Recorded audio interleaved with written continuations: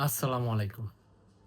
এই যে এখন রোজার মাস আসছে। তো রোজার মাসে অনেকেই দেখবেন যে আগে এই ব্যাপারটা অনেক বেশি হইতো। এখন খুব একটা বেশি হয় না। তারপর কিছু সংখ্যক মানুষ লাস্ট মানে Facebook এ আমি দেখছি যে খুব একটা বেশি না, এটা কম।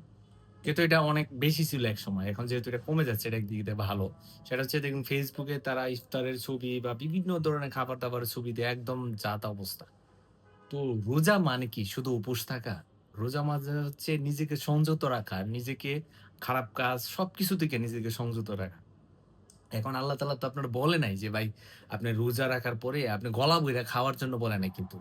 আপনি গলা বইরা খাবেন, তার উপর আবার Facebook এ এটা দিবেন। এটার জন্য উনি বলে নাই। শো অফ করার জন্য বলে নাই। রোজা হইলো সব দিক থেকে আপনাকে নিজে থেকে সংযত রাখা। তো অনেক বন্ধু-বান্ধব পরিচিত ভাই ব্রাদার আছে যারা Facebook এ দেন বা অনেক পরিমাণ খাবার খান, গলা বইরা খান।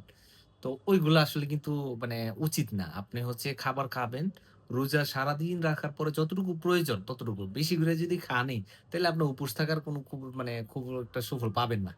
সো যারা এই কাজগুলা করেন তারা বিরত থাকবেন এবং যারা মানে রোজার মাসে খাবার-দাবারের ক্ষেত্রে শো অফ করেন, এটা বন্ধ করবেন দয়া করে। সবাই ভালো থাকবেন, সুস্থ থাকবেন।